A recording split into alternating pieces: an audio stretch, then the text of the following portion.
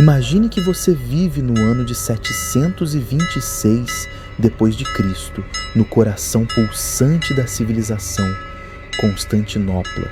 Para você, a fé não é algo apenas abstrato, ela é visual, ela é tátil, ela está em cada esquina da cidade mais gloriosa do mundo. Você caminha em direção à Porta de Bronze, a entrada monumental do grande Palácio Imperial. Lá no alto, protegendo a cidade com seu olhar sereno, está a imagem de Cristo, a Chalke, que seus avós e bisavós veneraram durante séculos. É o símbolo da segurança do Império, mas hoje o ar está diferente. Há um cheiro de medo e fumaça. Você vê uma multidão de fiéis, muitos chorando, outros em silêncio absoluto, cercados por guardas imperiais com armaduras reluzentes e rostos frios. Por ordem direta do imperador Leão III, o Isauro, uma escada é encostada na parede sagrada. Um oficial sobe com um machado pesado em mãos. O silêncio é quebrado pelo primeiro golpe metálico contra o rosto de Jesus na imagem. Estilhaços de ouro e madeira caem no chão como se fossem gotas de sangue. Nesse momento, uma mulher na multidão não aguenta mais. Ela corre, agarra a escada e tenta impedir o sacrilégio. Outras pessoas a seguem. É o caos. Soldados desembainham espadas e, em poucos minutos, o chão da praça está manchado com o sangue dos primeiros mártires da iconoclastia. O que você faria? Você se esconderia em silêncio ou lutaria pela imagem que representa a sua salvação? Este foi o estopim de uma guerra que duraria mais de um século e que quase destruiu a identidade da Igreja Católica. Prepare-se, porque o que vamos contar hoje é a história de como a beleza foi perseguida, mas o espírito da verdade permaneceu inabalável. Diante dessa cena de destruição, surge uma pergunta que ecoa através dos séculos e que muitos, até hoje, fazem com certa dúvida no coração. Por que a Igreja Católica defende com tanto fervor o uso de imagens? Será que aqueles imperadores bizantinos estavam certos ao dizer que as imagens eram uma forma de idolatria proibida pelo Antigo Testamento? Ou será que existia um mistério teológico muito mais profundo, algo que tocava a própria essência de quem é Jesus Cristo, escondido por trás de cada ícone, de cada estátua e de cada pintura que ornamenta nossas igrejas? Hoje, vamos entender por que destruir uma imagem de Cristo é, na verdade, uma tentativa de apagar a própria humanidade de Deus. Para entender o que levou o imperador Leão III a ordenar esse massacre, precisamos olhar para o mapa do mundo naquela época. O Império Bizantino estava sob ataque. As fronteiras estavam sendo pressionadas por um inimigo novo e avassalador, o Califado Omíada. O Islã estava em expansão e os exércitos árabes já haviam conquistado o Egito, a Síria e o norte da África. Em 717, o próprio Leão III teve que liderar a defesa de Constantinopla contra um cerco muçulmano brutal. O Islã trazia consigo uma doutrina rigorosa de aniconismo, a proibição absoluta de representar a divindade em formas humanas ou animais. Para os muçulmanos daquela época, o sucesso militar deles era a prova de que Deus os favorecia porque eles não tinham ídolos. Do outro lado, o judaísmo também mantinha sua forte tradição baseada no Êxodo, proibindo imagens esculpidas. O imperador Leão III, embora cristão, era um homem prático e militar. Ele começou a se perguntar: por que estamos perdendo? Por que as pragas e os terremotos estão atingindo o império? Ele foi influenciado por bispos da Ásia Menor, que já flertavam com a ideia de que o culto às imagens era o pecado de estimação dos cristãos. Leão III acreditava que para salvar o império e talvez até facilitar a conversão de judeus e muçulmanos, para unificar o território. Ele precisava limpar a igreja. Ele queria ser o novo rei Ezequias, o purificador. Mas havia um componente político obscuro aqui. No Império Bizantino, o imperador era frequentemente visto como uma figura quase divina, o cesaropapismo. A ideia de que o imperador manda tanto no Estado quanto na igreja. No entanto, os grandes defensores das imagens eram os monges. Os mosteiros eram independentes, ricos e imensamente populares. Ao proibir as imagens, o imperador estava, na prática, tentando quebrar o poder dos mosteiros. Se ele pudesse controlar o que as pessoas viam nas igrejas, ele poderia controlar o que elas pensavam. A destruição das imagens foi, portanto, o primeiro grande passo para um regime totalitário onde o Estado tentava se sobrepor à tradição sagrada da fé. A resistência, porém, foi monumental. Não foram apenas os grandes teólogos que reagiram, mas o povo simples. Para o fiel, que não sabia ler nem escrever, e na época a grande maioria era analfabeta, o ícone era a sua Bíblia. Através da imagem de Nossa Senhora, uma mãe pobre entendia a compaixão de Deus. Através da imagem de um santo mártir, um camponês encontrava coragem para enfrentar suas próprias lutas. Quando o imperador atacou as imagens, ele atacou a linguagem espiritual do povo. Aqui está algo que raramente é mencionado nos livros didáticos, mas que é fascinante. Você sabia que a perseguição iconoclasta criou um mercado negro de arte sacra e relíquias? Enquanto os soldados imperiais revistavam casas atrás de pinturas, os fiéis criavam compartimentos falsos em móveis para esconder seus pequenos ícones de madeira. Há histórias de ícones que foram jogados ao mar em Constantinopla e, segundo a tradição, flutuaram milagrosamente até as costas da Itália, onde foram resgatados por cristãos que ainda eram livres para venerar as imagens.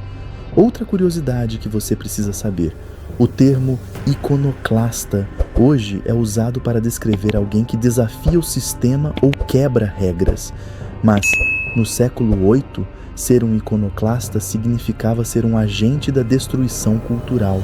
Eles não apenas removiam as imagens, eles as substituíam por símbolos puramente políticos, como árvores, pássaros ou retratos do próprio imperador e de suas caçadas. Eles queriam tirar o foco do reino de Deus e colocá-lo no reino dos homens.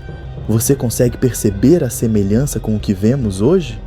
Quantas vezes o mundo moderno tenta remover os símbolos sagrados dos espaços públicos para substituí-los por ideologias passageiras?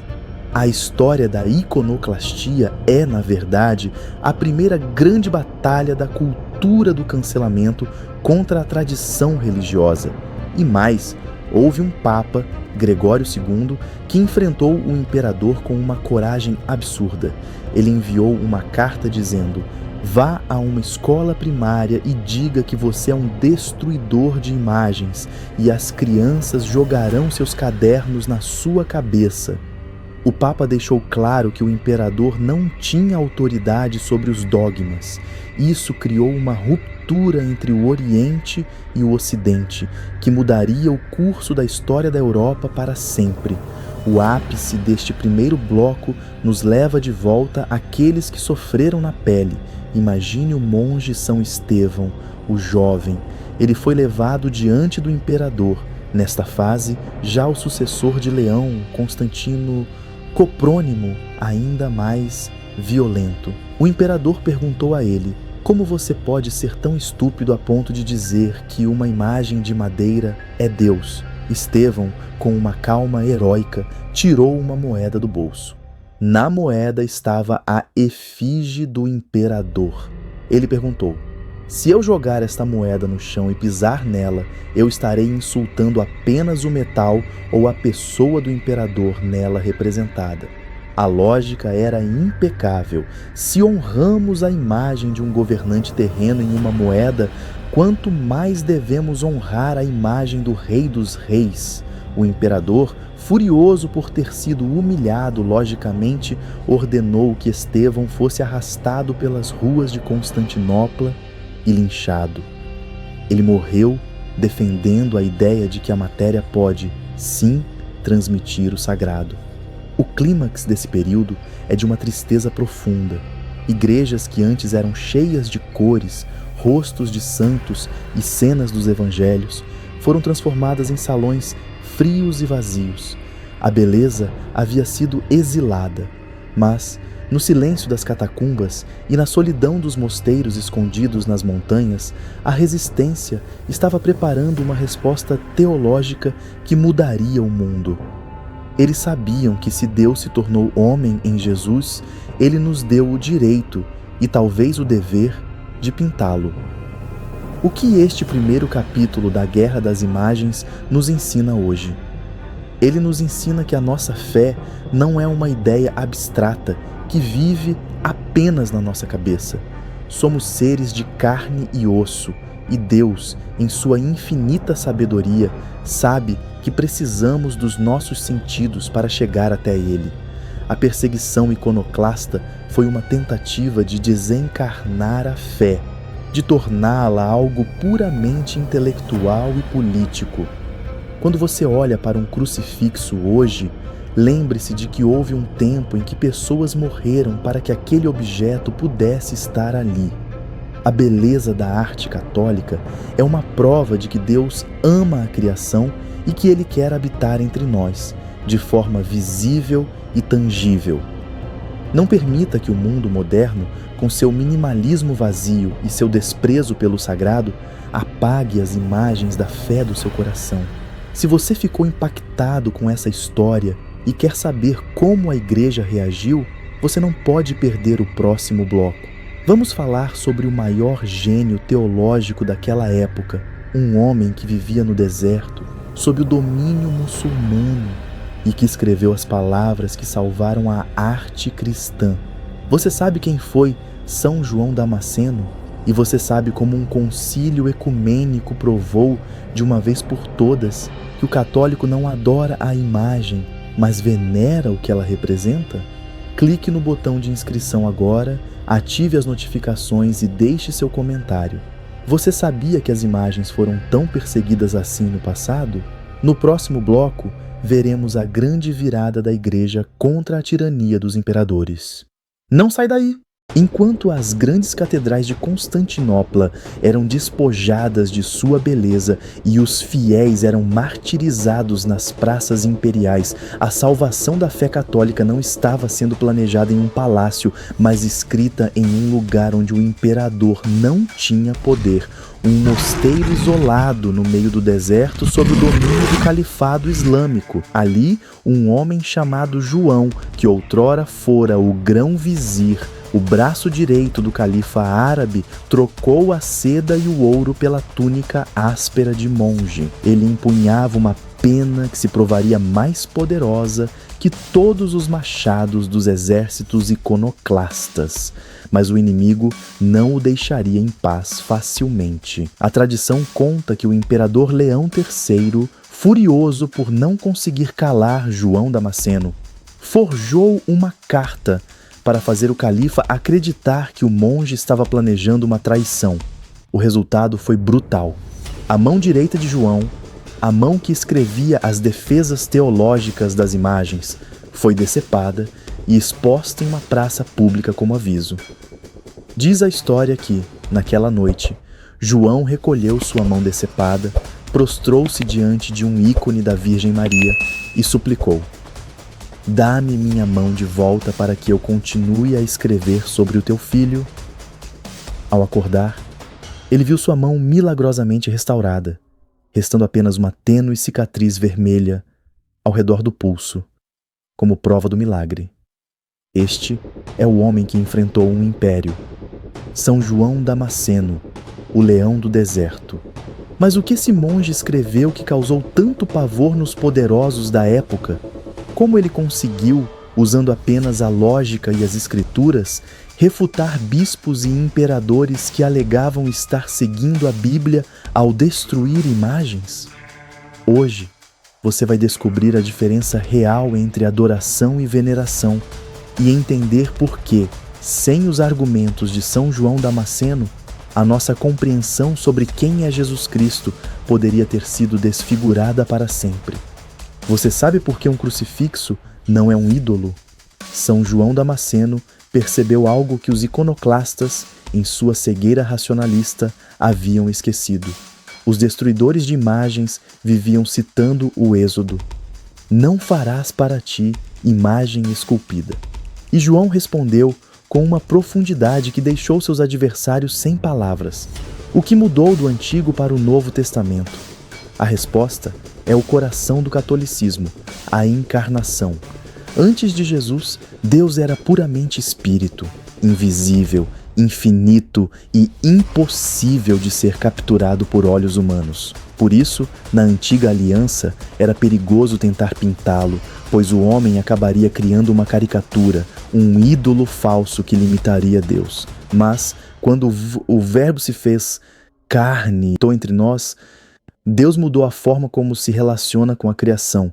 Ele agora tinha um rosto humano, ele tinha cor de pele, textura de cabelo, uma silhueta que podia ser tocada e olhos que podiam ser vistos. João Damasceno escreveu palavras que ainda hoje são a base da nossa defesa. Eu não adoro a matéria, eu adoro o Criador da matéria, que se tornou matéria por minha causa. Ele explicou que, ao representarmos Jesus em uma imagem, não estamos tentando conter Deus em um pedaço de madeira, mas sim testemunhar que Ele realmente se tornou um de nós. Negar a imagem de Cristo para João era uma forma disfarçada de heresia, uma tentativa de dizer que a humanidade de Jesus era apenas uma ilusão. Se Ele foi homem de verdade, Ele é visível. Se é visível, Ele pode ser pintado. Enquanto João escrevia do deserto, em Bizâncio, a situação era de uma violência absurda. O imperador Constantino V, sucessor de Leão III, levou a perseguição a níveis de crueldade que lembram os piores momentos de Nero. Ele ordenou que as relíquias dos santos fossem jogadas no mar e que os mosteiros fossem transformados em quartéis. Monges eram forçados a desfilar em hipódromos, carregando imagens profanas para serem humilhados. A igreja parecia estar sem saída, com seus líderes sendo comprados ou torturados pelo Estado. Aqui entra um ponto de virada digno dos maiores dramas políticos da história. A salvação das imagens veio de uma fonte inesperada, uma mulher de inteligência fora do comum chamada Irene. Ela era a imperatriz consorte, mas secretamente era uma fervorosa devota dos ícones. Quando seu marido, o imperador iconoclasta Leão IV, morreu, Irene tornou-se a regente do império. Você sabia que Irene teve que governar com punhos de ferro para convocar um concílio? A primeira vez que ela tentou reunir os bispos, em 786, soldados iconoclastas invadiram o altar com espadas desembainhadas, ameaçando matar todos os adoradores de ídolos. Irene não se intimidou. Ela fingiu uma campanha militar para tirar os soldados rebeldes da capital, substituiu-os por tropas leais e, no ano seguinte, em 787, realizou o Segundo Concílio de Nicéia. Neste concílio, algo extraordinário aconteceu. Mais de 350 bispos se reuniram sob a autoridade dos legados do Papa Adriano I.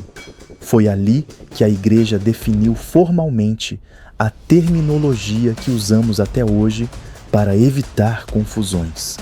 Eles separaram dois conceitos fundamentais em grego: latria, o culto de adoração reservado única e exclusivamente a Deus, o Pai, o Filho e o Espírito Santo. Prosquineses, veneração, a honra e o respeito que prestamos aos santos, à Virgem Maria e às suas imagens. Os bispos de Nicéia explicaram que a honra prestada à imagem passa para o protótipo. O que isso significa? Significa que quando você se ajoelha diante de uma imagem de Cristo, o seu ato de amor não para no gesso ou na tinta. Ele atravessa a imagem e chega até o Cristo vivo no céu. É exatamente o que fazemos quando beijamos a fotografia de um filho que está longe. Não amamos o papel fotográfico, amamos a pessoa que está ali representada. A imagem é um lembrete, um meio, não o fim. O clímax deste período aconteceu quando as atas do concílio foram assinadas e a legitimidade das imagens foi restaurada por decreto solene. Imagine o dia em que as ordens foram dadas para que os ícones fossem trazidos de volta. As procissões que antes eram proibidas tomaram as ruas de Constantinopla. Milhares de pessoas caminharam segurando velas e carregando o ícone da Virgem Odegetria, aquela que mostra o caminho. O povo chorava de alegria ao ver, após mais de 50 anos de escuridão e paredes brancas e frias, a beleza sagrada retornando às cúpulas. Foi um triunfo da fé sobre o racionalismo seco do império. Os bispos declararam como os profetas viram, como os apóstolos ensinaram, como a igreja recebeu. Assim nós acreditamos. A Igreja Católica provou que a beleza não é um luxo, mas uma necessidade da alma humana. Deus quer ser encontrado através dos nossos sentidos, porque Ele nos criou seres integrais, de corpo e alma. Entretanto, a história nos ensina que o mal raramente desiste de primeira. Embora Nicéia II tenha sido uma vitória oficial, uma segunda onda iconoclasta voltaria a assombrar o Oriente anos depois. E, muito mais tarde, no Ocidente, uma revolução teológica ainda mais profunda tentaria novamente arrancar as estátuas de seus nichos e as pinturas de seus altares. A luta pela imagem é a luta pela própria memória cristã. O que o exemplo de São João Damasceno e a vitória de Nicéia II nos ensinam hoje, ensinam-nos que a matéria é digna. O mundo em que vivemos, as árvores, as cores, as formas, os nossos próprios corpos, foi santificado no momento em que Jesus Cristo assumiu um corpo humano. Se você tem o costume de rezar diante de um oratório ou se sente uma paz profunda ao entrar em uma igreja decorada com vitrais e imagens de santos, saiba que essa experiência só é possível porque homens e mulheres do século VIII preferiram o martírio a viverem uma fé sem rosto. A lição aqui é clara: não aceite uma espiritualidade que ignora a beleza. Deus é o autor da beleza e as imagens são as ferramentas que Ele nos deu para que, através do visível, possamos vislumbrar o invisível. A vitória de Nicéia foi um marco, mas você sabia que séculos depois, durante a Reforma Protestante, essa guerra recomeçou com uma violência que destruiu milhares de obras de arte em toda a Europa? Como a Igreja enfrentou as ideias de João Calvino, que chamava toda arte sacra de abominação? E como surgiu o estilo barroco como uma arma de propaganda da fé católica? No próximo bloco, vamos mergulhar na segunda grande crise das imagens e ver como a Igreja reagiu no Concílio de Trento, criando as igrejas mais bonitas que o mundo já viu para provar que a verdade deve brilhar. Se você gostou de conhecer a história do monge que teve a mão restaurada para defender a fé, deixe o seu like e inscreva-se agora para não perder o desenrolar dessa batalha monumental no bloco 3. Ative as notificações. agosto de 1566. Na cidade de Antuérpia, no que hoje conhecemos como Bélgica, a Catedral de Nossa Senhora é o orgulho da cristandade. Seus altares são adornados com as melhores pinturas de mestre, suas estátuas de santos parecem observar os fiéis com doçura. Mas, em uma tarde de fúria cega, as portas são arrombadas.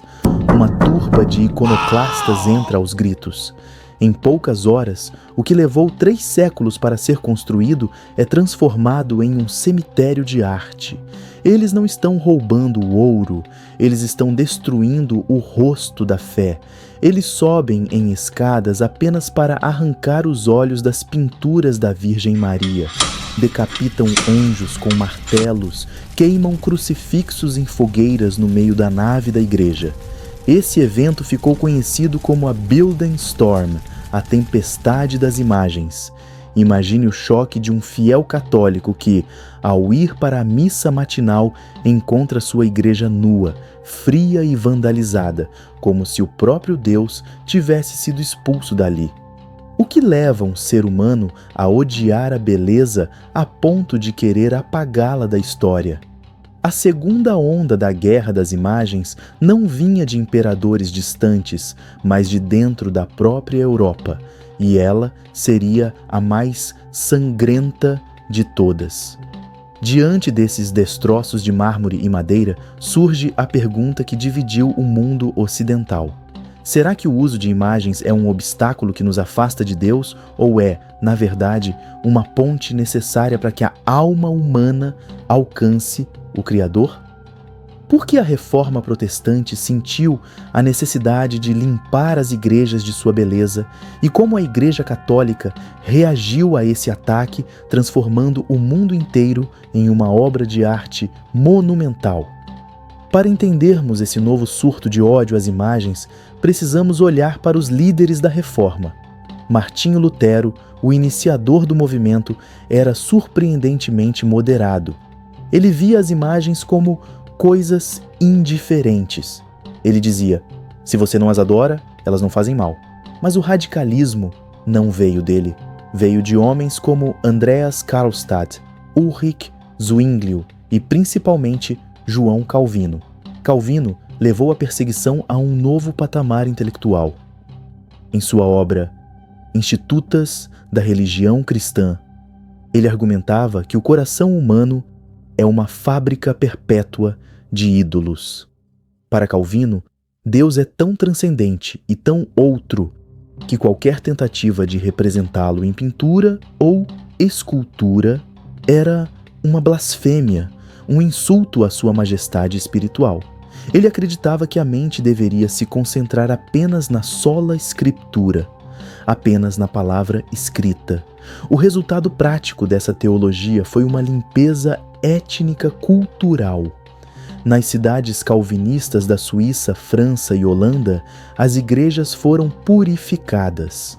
As paredes coloridas foram caiadas de branco, os órgãos musicais foram desmontados e os vitrais que narravam a vida de Cristo foram substituídos por vidros comuns e transparentes.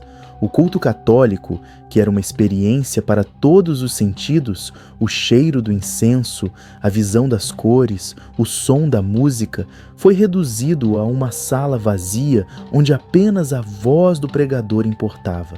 Mas não parou na Europa continental. Na Inglaterra de Henrique VIII e de seu filho Eduardo VI, a destruição foi orquestrada pelo Estado. O santuário de Nossa Senhora de Walsingham, que era o destino de peregrinação mais famoso do país há séculos, foi saqueado. A estátua da Virgem foi levada para Londres e queimada publicamente. Milhares de mosteiros foram dissolvidos e suas bibliotecas e artes foram perdidas para sempre. A Inglaterra, que era chamada de o dote de Maria pela sua devoção artística, tornou-se um país de paredes nuas. O trauma foi tão grande que muitos artistas ingleses simplesmente pararam de pintar temas religiosos por medo de serem executados. Aqui está uma curiosidade que a maioria das pessoas ignora ao visitar museus hoje em dia. Sabe aquelas estátuas medievais que você vê em museus europeus que estão sem nariz, sem mãos ou com o rosto raspado? Muitas vezes isso não é obra do desgaste do tempo, é a cicatriz da iconoclastia do século XVI.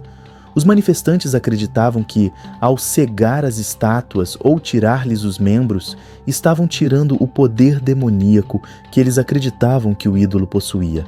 Era uma forma de exorcismo violento contra a pedra.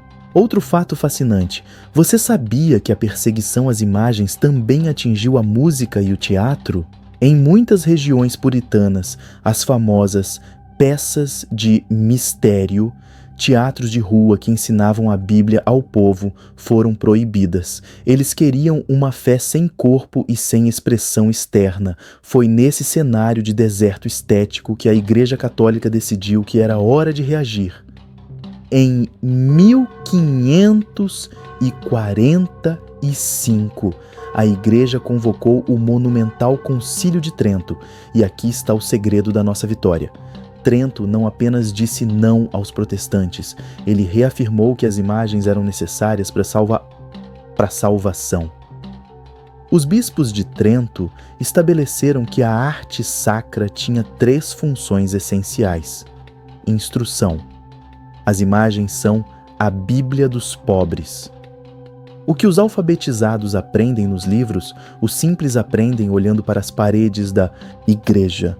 Exemplo: ao ver o sofrimento de um mártir ou a virtude de um santo, o fiel é movido a imitá-los. Emoção. A arte deve inflamar o coração. Ela não deve apenas informar a mente, ela deve fazer você sentir o amor de Deus. Trento estabeleceu regras de decoro, nada de arte confusa, nada de elementos profanos misturados ao sagrado. A arte católica deveria ser clara, piedosa e triunfante. Foi esse decreto que deu o cheque em branco para os maiores gênios da humanidade criarem o que hoje chamamos de barroco. O clímax deste bloco é o nascimento do barroco, a resposta católica ao vazio protestante. Enquanto o norte da Europa ficava cinza e silencioso, a Igreja Católica decidiu que suas casas deveriam ser um pedaço do céu na terra. Foi uma explosão de glória. Se o mundo dizia que a arte era um erro, a Igreja respondia com Gian Lorenzo Bernini, Caravaggio, Rubens e Michelangelo. Imagine a emoção de um camponês católico daquela época. Ele entrava em uma basílica barroca e era atingido por uma avalanche de sentidos. Tetos que pareciam se abrir para o infinito, com anjos descendo em nuvens de gesso dourado, mármores de todas as cores do mundo, estátuas que não pareciam pedras frias, mas seres humanos que respiravam, sofriam e amavam. O barroco foi o grito de vitória da Igreja. Nosso Deus não é uma ideia abstrata escondida em um livro. Ele é o Emanuel, o Deus, conosco o Deus da beleza. A obra máxima desse período, o Êxtase de Santa Teresa de Bernini, é o exemplo perfeito. Quando você olha para aquela escultura, você não precisa ler um tratado sobre mística. Você vê o encontro da alma com Deus através da expressão de mármore. A Igreja usou a beleza como uma arma de conversão. Milhares de pessoas que haviam abandonado a fé voltaram para o catolicismo simplesmente porque não conseguiam resistir ao esplendor das nossas igrejas. A beleza provou ser a linguagem universal da verdade. No entanto, essa vitória teve um custo. A Europa ficou dividida, o norte racionalista e visualmente austero, e o sul apaixonado, artístico e sacramental. Essa divisão moldou a cultura ocidental por séculos. Mas a Igreja provou que, mesmo sob o fogo da destruição, ela continuaria sendo a maior patrona da beleza humana, pois a beleza é um reflexo direto da face de Deus. O que o embate entre o furor iconoclasta e o brilho de Trento nos ensina hoje? Ele nos ensina que a nossa fé não é apenas para a cabeça, mas para o ser humano inteiro. Nós não somos anjos presos em corpos, somos seres de carne e osso. Deus nos deu olhos para ver a sua luz, ouvidos para ouvir a sua música e mãos para esculpir a sua glória. A tentativa de criar uma fé pura sem imagens acabou gerando, muitas vezes, uma fé seca e sem vida. A Igreja Católica, ao defender suas imagens, novembro de 1793, o coração da França está em chamas, mas não é um incêndio de madeira e pedra, é um incêndio de ideias que pretende consumir todo o passado. Na icônica Catedral de Notre-Dame, o altar que por séculos abrigou o mistério da Eucaristia é profanado. A imagem da Virgem Maria é arrancada e, em seu lugar, uma atriz é colocada sobre um trono, cercada por tochas e fumaça de incenso pagão, representando a deusa Razão. Mas a fúria não para no altar. Nas fachadas da catedral, os revolucionários cometem um erro histórico grotesco e violento.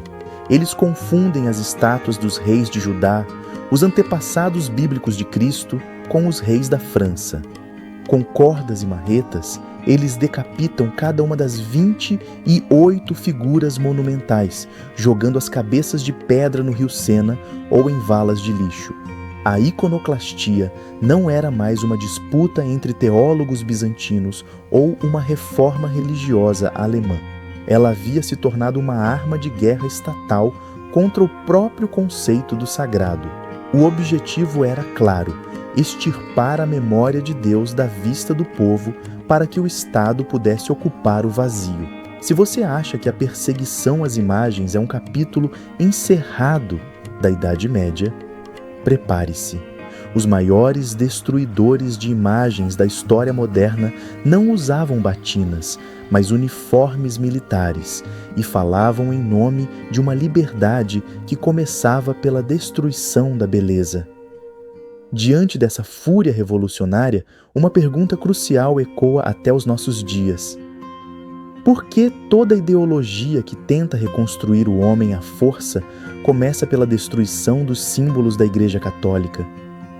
Por que o rosto de Cristo, o olhar sereno da Virgem Maria e a presença dos santos em nossos nichos são tão perigosos para os regimes que prometem o paraíso na terra?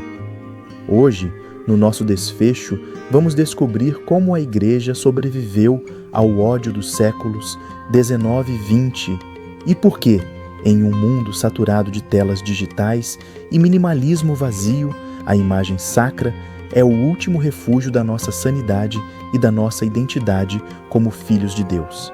A Revolução Francesa não foi um evento isolado. Ela inaugurou o que o bispo Henri Grégoire chamou, pela primeira vez na história, de vandalismo. Ele cunhou esse termo para descrever a destruição frenética e irracional do patrimônio artístico da Igreja. Para os jacobinos, cada vitral quebrado e cada estátua derrubada era um passo em direção a um mundo iluminado pela razão humana pura. No entanto, eles não perceberam que, ao destruírem a arte sacra, estavam destruindo a própria alma da cultura europeia. Mas essa onda de destruição política atingiria um ápice ainda mais sinistro no século XX, com o surgimento dos regimes totalitários. Na União Soviética, a perseguição às imagens foi industrializada. Joseph Stalin entendeu que, enquanto o povo russo tivesse seus ícones nos cantos das casas, os chamados cantos lindos, ou Krasny Ugol, o Estado nunca teria lealdade total.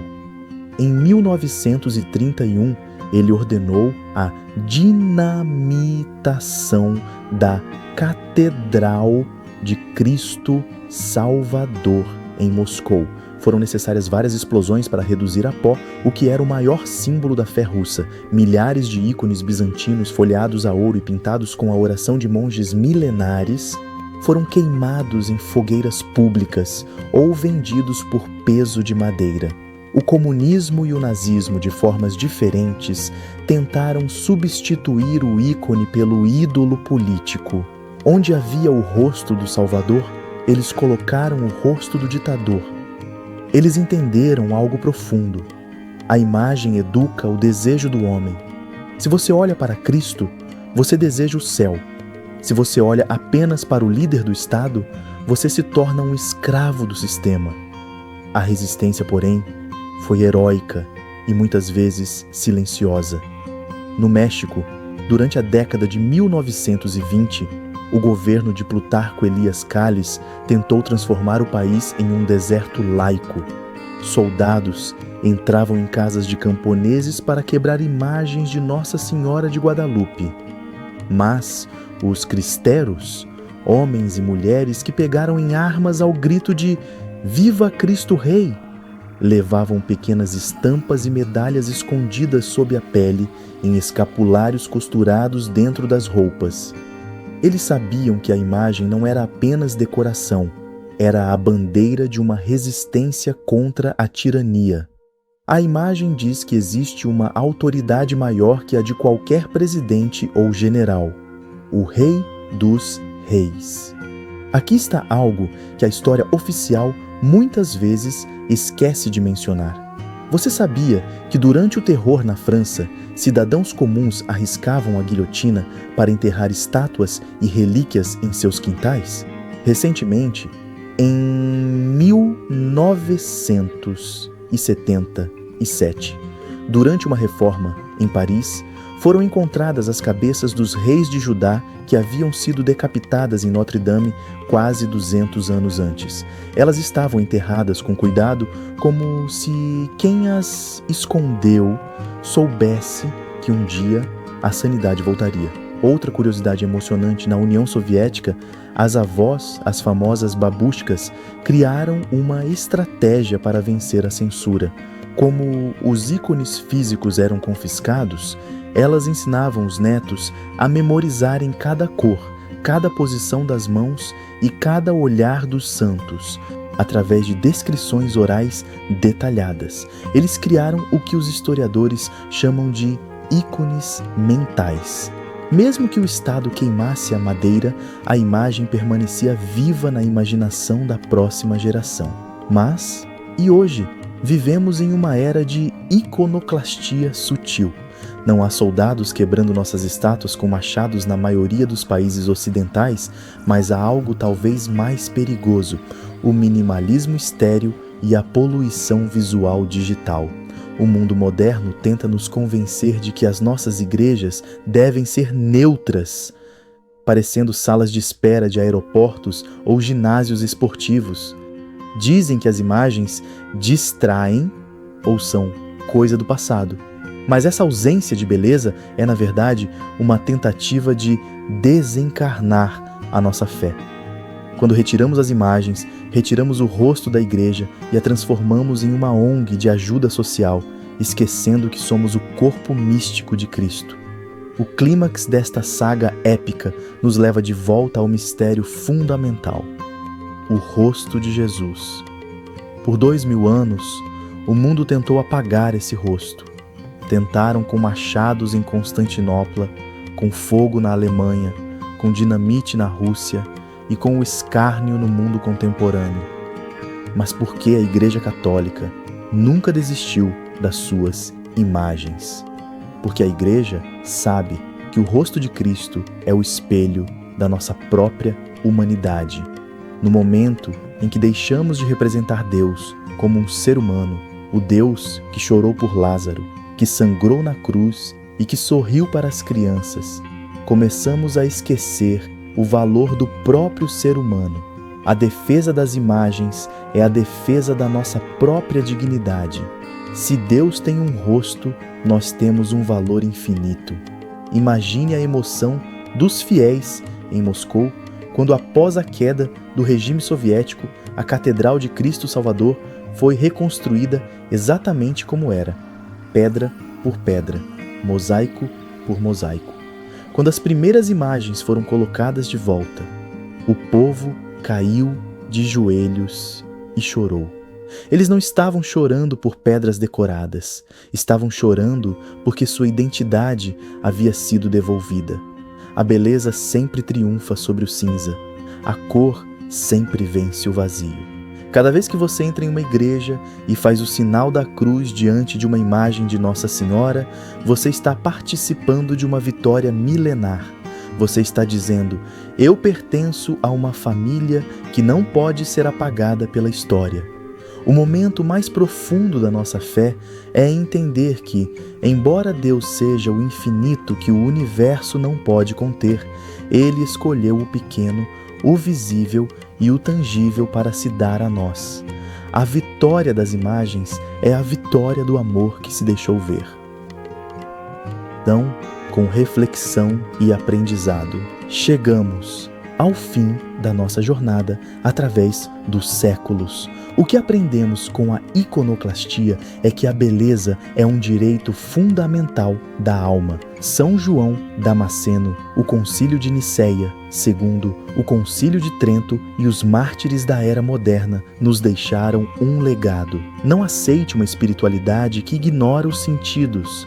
A imagem sacra é um lembrete constante de que o céu começou na terra no momento em que Jesus nasceu. Quando você tiver uma imagem em sua casa, trate-a com o respeito que ela merece. Ela é uma janela para o infinito, um ponto de encontro entre você e a eternidade. Em um mundo que tenta nos tornar apenas números ou consumidores, o ícone nos lembra que somos imagens e semelhança de Deus. A maior lição que podemos tirar é que o Verbo se fez carne. Deus se tornou visível para que pudéssemos amá-lo através do que vemos. Honrar a imagem é, em última análise, um ato de profunda humildade e reconhecimento de que precisamos de sinais sensíveis para chegar ao mistério invisível. Esta série sobre a perseguição às imagens e a defesa da Igreja Católica termina aqui, mas o seu papel como defensor da fé e da beleza está apenas começando. Se este conteúdo te ajudou a olhar para as imagens da sua igreja com mais amor e compreensão, não deixe essa chama se apagar. Inscreva-se agora no canal para mais conteúdos profundos sobre a nossa fé e história. Curta este vídeo para que o algoritmo entenda a importância da nossa cultura católica e, acima de tudo, compartilhe este vídeo. Mande para aquele amigo que tem dúvidas sobre imagens ou no grupo da sua paróquia. Vamos ajudar o povo católico a ter orgulho da sua herança artística e teológica. Deixe seu comentário final. Qual foi a parte dessa história que mais mudou a sua percepção sobre as imagens sacras? Obrigado por caminhar conosco nestes 4 blocos. Que a beleza do Senhor brilhe sempre diante de seus olhos. Salve Maria!